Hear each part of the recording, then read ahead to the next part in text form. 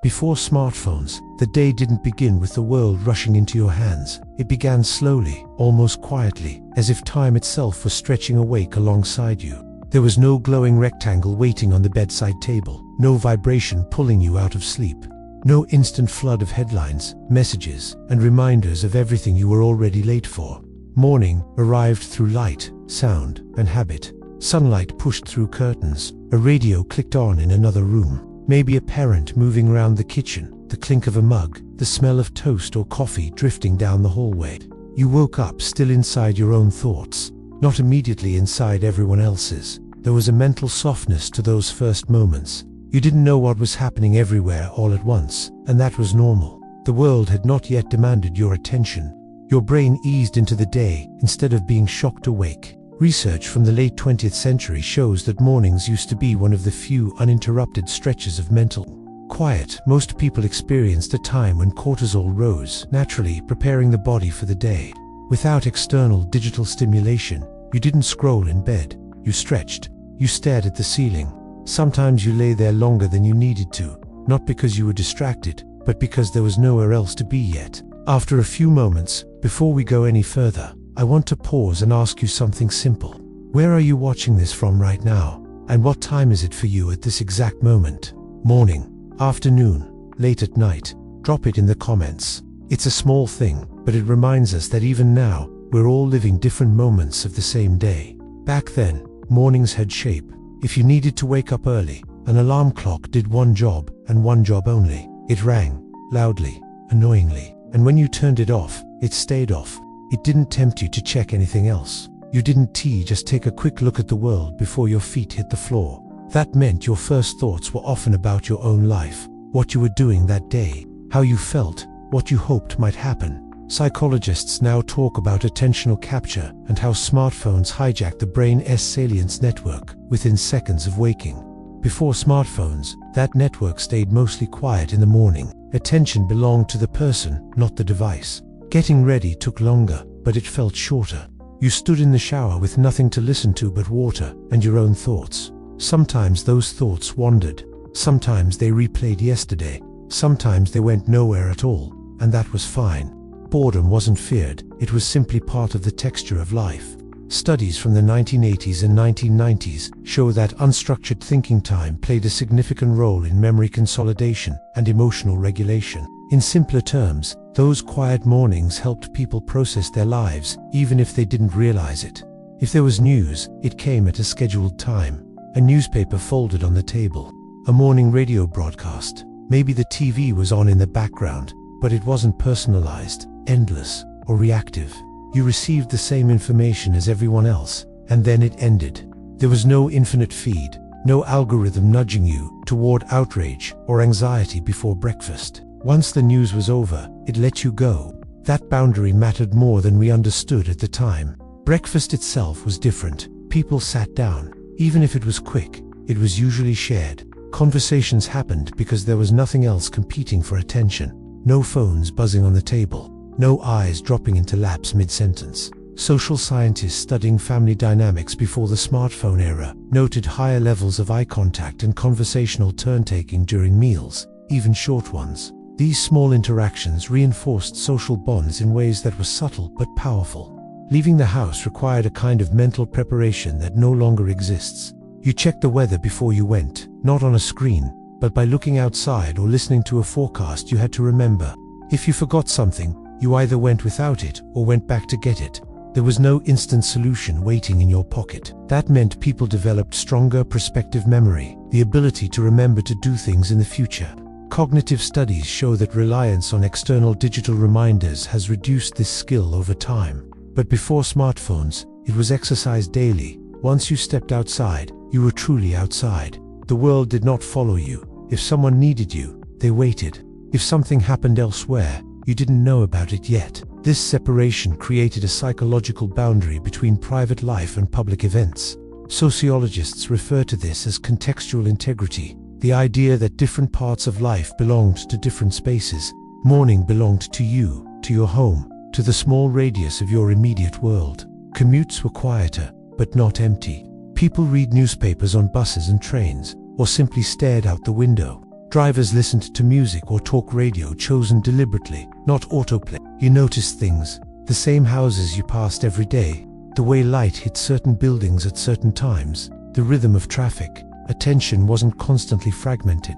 Neuroscience research suggests that this kind of sustained low-level focus strengthens the brain's default mode network, which supports self-reflection and creativity. Even children experienced mornings differently. Getting ready for school involved waiting for parents, waiting for siblings, waiting for the bus. Those moments of waiting, now almost entirely filled by screens, once trained patience and observation. Developmental psychologists have long emphasized the role of idle time in building emotional resilience. Before smartphones, idle time was unavoidable, and because it was unavoidable, it became normal. There was also a kind of trust built into mornings. If someone said they would meet you later, you believed them. There was no live location to check, no read receipt to analyze. Plans existed as agreements, not as constantly updated data points. This reduced a subtle layer of anxiety that many people now carry without realizing it. The sense that you should always know where everyone is and what they're redoing. As the morning moved forward, life gained momentum, but it did so gradually. You arrived at work or school without having already lived through dozens of emotional spikes. You hadn't compared your life to hundreds of others before 9 a.m. You hadn't been pulled into arguments, tragedies, or viral moments that had nothing to do with your day. Your emotional baseline was steadier. Research comparing pre- and post-smartphone eras shows a marked increase in reported stress levels early in the day, largely attributed to immediate digital exposure. None of this is to say that life was perfect. People were still late, mornings were still rushed, anxiety still existed, but it was localized. It belonged to the day ahead, not the entire world at once. Problems arrived one at a time. That pacing mattered. As you think about this, about waking up without a phone in your hand, about mornings that belonged to you before they belonged to everyone else, ask yourself something quietly. When was the last time your day began like that? Not disconnected completely, just undisturbed. If this feels familiar, if it brings back a version of yourself you haven't thought about in a while, let me know by staying with this series. Subscribe to Life Before Tech if you want to keep exploring these moments we didn't realize we were losing while we lived them. This was only the morning. The rest of the day held even more of what we'd forgotten. Before smartphones, moving through the world required a different kind of awareness. Once you left home in the morning, you carried only what you could remember. Directions lived in your head, not on a screen. If you were going somewhere unfamiliar, you planned ahead. You studied a paper map, memorized street names, or wrote instructions on a small piece of paper and folded it into your pocket. That act alone changed how you traveled. You weren't being guided turn by turn. You were actively navigating, paying attention, building a mental map as you went. Getting lost was not a failure. It was an expectation. People budgeted time for it. If you missed a turn, you pulled over, unfolded the map again, or asked someone nearby. And when you asked, something human happened. Eye contact, a short conversation, a moment of cooperation between strangers. Urban studies from the pre-smartphone era show that these micro-interactions were once a common part of daily life, subtly reinforcing trust within communities. Today, many of those moments have disappeared, replaced by quiet recalculations made by software. Without GPS, the brain worked harder in ways that mattered. Spatial memory, orientation, and situational awareness were constantly in use. Neuroscientists now know that the hippocampus, the part of the brain responsible for memory and navigation, is more active when people navigate independently rather than following digital directions. Before smartphones, that activation was part of everyday life. You learned landmarks. You remembered which gas station came before which intersection. Over time, cities and neighborhoods became familiar not because you visited them once, but because you truly learned them. Travel felt slower, but it was also richer. You noticed detours. You discovered places by accident. A missed turn might lead you past a park you didn't know existed, or a small store you'd never planned to visit. These unplanned encounters added texture to the day. Psychologists describe this as serendipity, the experience of meaningful discovery without intention. Before smartphones optimized every route, serendipity was built into movement itself. Timing mattered more, too. If you were meeting someone, you arrived on time or early, because there was no easy way to update plans on the fly. Being late meant being late. not sending a message from 3 blocks away. This created a shared respect for time that shaped behavior. Sociological studies from the 1990s show higher punctuality norms in many social contexts compared to today, as more flexible, constantly renegotiated schedules. Public spaces felt different when people weren't absorbed in screens. At bus stops, in train stations, in waiting rooms, people looked around. Sometimes they spoke to each other. Sometimes they didn't, but they were present. Silence was shared, not individually occupied. Anthropologists studying public behavior before mobile internet note that shared waiting often produced a quiet sense of collective experience. Something subtle but grounding. You weren't alone with your thoughts. You were alongside others with theirs. There was also a deeper sense of commitment once you were on your way. Turning back wasn't easy. Changing plans required effort. This meant decisions carried more weight. When you chose to go somewhere, you followed through. Behavioral economists point out that increased friction in decision-making often leads to greater satisfaction with outcomes, because commitment strengthens emotional investment. Before smartphones removed friction, movement itself reinforced intention. Even long-distance travel felt different. Road trips involved atlases, highlighted routes, and handwritten itineraries. Someone sat in the passenger seat, navigating aloud. Mistakes became stories told later, not frustrations immediately erased by rerouting.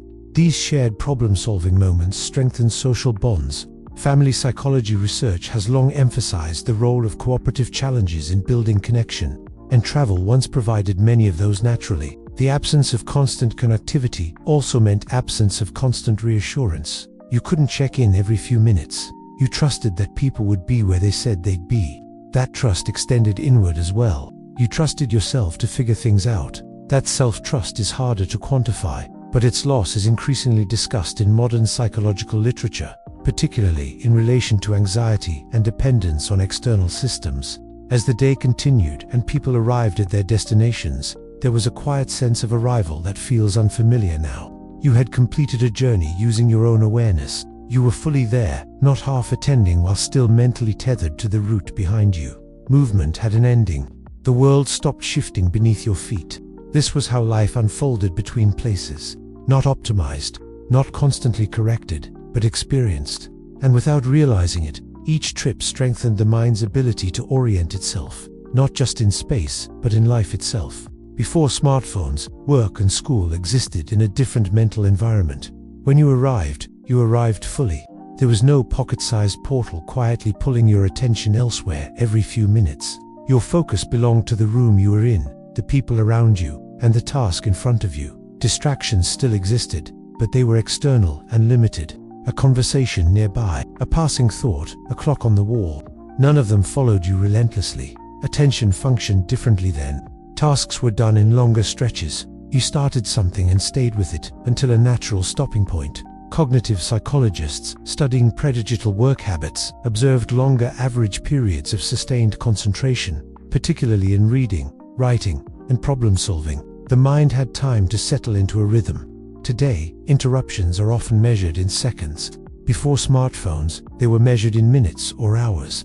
At school, information arrived at a human pace. If you didn't understand something, you waited. You asked the question. You went home and thought about it. Knowledge was not instantly retrievable, which meant memory mattered. Students trained recall constantly, not because it was ideal, but because it was necessary. Educational research from the late 20th century shows stronger long-term retention in environments where learners could not rely on external memory aids. Forgetting had consequences, so remembering became a skill. Workplaces followed similar patterns. Emails existed, but they were checked at desks, not everywhere. Messages waited. Urgency was rare and meaningful. When something truly required immediate attention, someone called or came to find you. This created a clearer hierarchy of importance. Organizational psychologists have since noted that the modern collapse of urgency signals, where everything appears equally immediate, contributes significantly to burnout and decision fatigue. Meetings were different without phones on the table. People looked at each other. Pauses weren't filled by glances downward. Silence had space to exist. Decisions emerged slowly, sometimes imperfectly, but they were shared. Social cognition research suggests that face-to-face interactions without digital interference improve empathy and mutual understanding, even when disagreements occur. Before smartphones, this was the default, not the exception. Boredom played a larger role than we remember. In classrooms, in offices, in quiet moments between tasks, boredom appeared and lingered. It wasn't pleasant, but it was productive. Psychologists have long linked boredom to creative problem solving, noting that when the brain is understimulated, it begins to generate its own stimulation. Ideas surfaced, daydreams formed, solutions appeared unexpectedly. The absence of instant entertainment allowed the mind to wander in useful ways. Mistakes were handled differently too. Without instant correction or constant comparison, people learned through experience. You finished something, handed it in, and waited for feedback. That waiting built tolerance for uncertainty. Modern studies show that constant real-time feedback, now common through digital tools, can reduce resilience by eliminating opportunities to sit with not knowing. Before smartphones, not knowing was a normal part of growth. There was also less performance pressure. You weren't continuously aware of how others were working, studying, or succeeding. Comparison existed, but it was localized. You compared yourself to people you actually knew. Social psychologists note that upward comparison, especially when constant and global, increases dissatisfaction and anxiety. Before smartphones expanded comparison to millions, most people lived inside smaller reference circles. Time itself felt more solid. Hours were marked by bells, schedules, and routines rather than notifications. When work ended, it ended. You left the building, and much of it stayed behind. This separation allowed recovery. Occupational health research from earlier decades shows clearer boundaries between labor and rest, boundaries that have eroded significantly in the always connected era. As the day moved forward, focus accumulated rather than fragmented. You carried the momentum of completed tasks with you. There was a quiet satisfaction in finishing something without interruption, a sense of having been mentally present for your own effort. That presence shaped identity. You knew what you were doing because you were actually doing it. In these spaces of work and learning, life was not easier, but it was steadier. Attention was treated as something finite and valuable, not endlessly divisible. And without realizing it, people were training a skill that has become increasingly rare: the ability to stay with one thing long enough for it to matter. Before smartphones, social life unfolded at a slower, more deliberate pace. Connection required presence, patience, and effort. You didn't carry everyone with you everywhere you went. If you wanted to see someone, you made plans in advance and trusted them to hold. Once those plans were set, there was no constant checking, no stream of updates, no running commentary on where everyone was or what they were doing. The space between people was real, and that space gave relationships room to breathe. Waiting was a central part of social life. Waiting for friends to arrive, waiting for a call, waiting in line, waiting at bus stops, outside movie theaters, in cafes. These moments were not filled automatically. Sometimes you talked to the people around you. Sometimes you observed. Sometimes you simply stood there with nothing to do. Sociologists studying pre-digital life note that shared waiting created informal social norms, small gestures of politeness and recognition that helped strangers coexist peacefully in public spaces. Today, many of those moments have been quietly erased. Friendships felt different because access was limited. You couldn't reach someone instantly. If you missed each other, you tried again later. This created anticipation. Seeing someone carried weight because you hadn't already consumed fragments of their life throughout the day. Conversations started with real catching up. Stories were told fully, not compressed into messages or images. Communication scholars have observed that narrative depth declines when interactions become more frequent but shorter, a shift strongly associated with mobile communication. Disagreements also played out differently. Without instant messaging, arguments cooled naturally. You couldn't fire off responses in moments of emotion. Time intervened. That pause often softened reactions or changed perspectives entirely. Psychological research consistently shows that delayed responses reduce conflict escalation. Before smartphones made immediate reaction the norm, delay was built into communication by default. Public social spaces felt more alive. Bars, parks, community centers, and living rooms were places of engagement rather than backdrops. People played cards, talked, argued, laughed, and sat in silence together. The absence of screens created a shared attentional field. Group psychology research suggests that shared focus strengthens group cohesion, even when the focus is simply being together. Before smartphones, Togetherness was not interrupted every few minutes. Phone calls themselves were more intentional. When the phone rang, you answered it or you didn't. You didn't scream constantly. Conversations happened in real time, with full attention. Tone, pauses, and emotion mattered. Communication researchers note that voice-only interaction engages different cognitive and emotional processes than text-based communication, fostering empathy and nuance. Those skills were exercised more frequently then. There was also less social pressure to perform. Moments weren't curated. Experiences existed, even if no one documented them. You went out, had a good time, and the memory lived in the people who were there. Social validation came from shared laughter, not from external metrics. Studies on self-esteem before the rise of social media show lower levels of appearance-related anxiety and social comparison, particularly among young people. Even loneliness felt different. It was quieter, less crowded. You could feel alone without being constantly reminded of what everyone else was doing. Modern research suggests that digital exposure can intensify loneliness by presenting continuous social activity without participation. Before smartphones, absence was simply absence, not a highlighted contrast. As the day moved toward evening, social energy gathered in physical places. Plans didn't shift minute by minute. You committed, showed up, and stayed. Leaving meant leaving. Being there meant being there. The boundaries were clear, and clarity reduced anxiety. In these social rhythms, relationships grew through shared time rather than constant contact. Trust was built through consistency, not availability. And without realizing it, people were practicing a form of connection that asked for less but offered more. Before smartphones, evenings arrived with a sense of closure. The day didn't bleed endlessly into the night. Work, school, and obligations gradually loosened their grip as people returned home. And with that return came a change in mental temperature. There was less input, less noise, fewer demands. Evening was a distinct chapter, not just a continuation of everything that came before it. Home felt more contained. Once you were inside, the outside world stayed mostly outside. News had already happened. Messages had either been delivered or would wait until tomorrow. This separation allowed the nervous system to begin settling down. Sleep researchers studying predigital routines note that evenings once provided a natural wind-down period, critical for regulating circadian rhythms and emotional recovery. Entertainment was scheduled, not endless. Television shows aired at specific times. If you missed them, you missed them. That limitation shaped behavior. Families planned evenings around shared programs. People gathered in the same room, watching the same thing at the same time. Media scholars point out that shared viewing created cultural common ground, moments that were later discussed at school, at work, or with friends. The experience wasn't individualized or algorithmically tailored, it was collective. When the TV was off, silence returned, and silence was not immediately filled. People talked, they read, they listened to music deliberately, often one album at a time. You sat with a book until you were tired, not until something more stimulating interrupted you.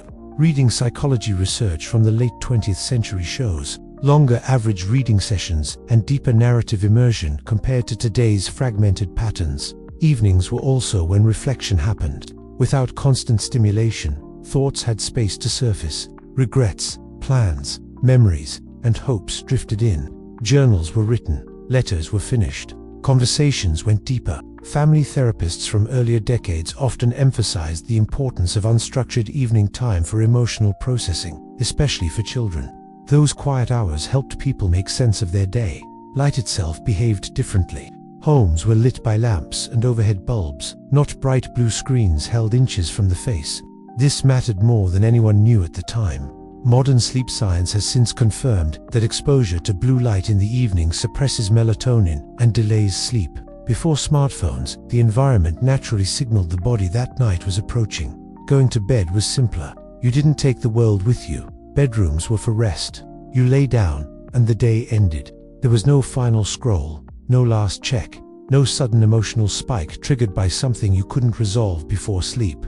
Dreams formed from your own mind, not from the last thing you saw online. Longitudinal studies comparing sleep patterns show longer average sleep duration and fewer nighttime awakenings before the rise of personal digital devices. Conversations before bed had weight. They weren't rushed or distracted.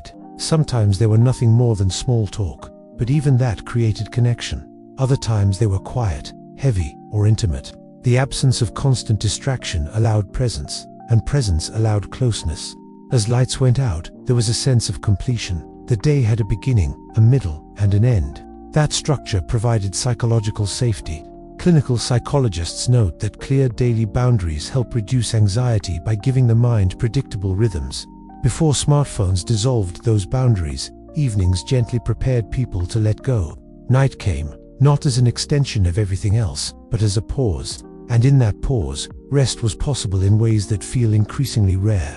Before smartphones, evenings arrived with a sense of closure. The day didn't bleed endlessly into the night. Work, school, and obligations gradually loosened their grip as people returned home. And with that return came a change in mental temperature. There was less input, less noise, fewer demands. Evening was a distinct chapter, not just a continuation of everything that came before it. Home felt more contained. Once you were inside, the outside world stayed mostly outside. News had already happened. Messages had either been delivered or would wait until tomorrow. This separation allowed the nervous system to begin settling down. Sleep researchers studying pre-digital routines note that evenings once provided a natural wind-down period, critical for regulating circadian rhythms and emotional recovery. Entertainment was scheduled, not endless. Television shows aired at specific times. If you missed them, you missed them. That limitation shaped behavior. Families planned evenings around shared programs. People gathered in the same room, watching the same thing at the same time. Media scholars point out that shared viewing created cultural common ground, moments that were later discussed at school, at work, or with friends. The experience wasn't individualized or algorithmically tailored, it was collective. When the TV was off, silence returned, and silence was not immediately filled. People talked, they read, they listened to music deliberately, often one album at a time. You sat with a book until you were tired, not until something more stimulating interrupted you. Reading psychology research from the late 20th century shows longer average reading sessions and deeper narrative immersion compared to today's fragmented patterns. Evenings were also when reflection happened.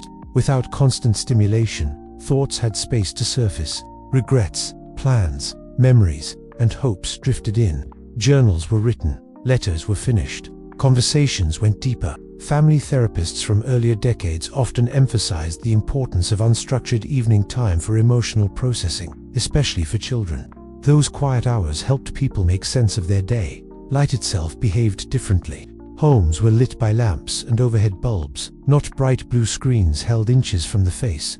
This mattered more than anyone knew at the time. Modern sleep science has since confirmed that exposure to blue light in the evening suppresses melatonin and delays sleep. Before smartphones, the environment naturally signaled the body that night was approaching. Going to bed was simpler. You didn't take the world with you. Bedrooms were for rest. You lay down, and the day ended. There was no final scroll, no last check, no sudden emotional spike triggered by something you couldn't resolve before sleep. Dreams formed from your own mind, not from the last thing you saw online. Longitudinal studies comparing sleep patterns show longer average sleep duration and fewer nighttime awakenings before the rise of personal digital devices. Conversations before bed had weight. They weren't rushed or distracted. Sometimes they were nothing more than small talk, but even that created connection. Other times they were quiet, heavy, or intimate. The absence of constant distraction allowed presence, and presence allowed closeness. As lights went out, there was a sense of completion. The day had a beginning, a middle, and an end. That structure provided psychological safety. Clinical psychologists note that clear daily boundaries help reduce anxiety by giving the mind predictable rhythms. Before smartphones dissolved those boundaries, evenings gently prepared people to let go. Night came, not as an extension of everything else, but as a pause. And in that pause, rest was possible in ways that feel increasingly rare. Before smartphones, the end of the day didn't feel like an escape from overload, because overload had not yet become constant. Life was demanding, but it was not relentless. Information arrived in portions the mind could absorb. Attention moved in arcs rather than fragments. The world did not ask for awareness of everything, all the time. That difference shaped how people understood themselves and their place in the day. Looking back, it becomes clear that what was lost was not technology-free living, but continuity. Moments once flowed into each other without interruption.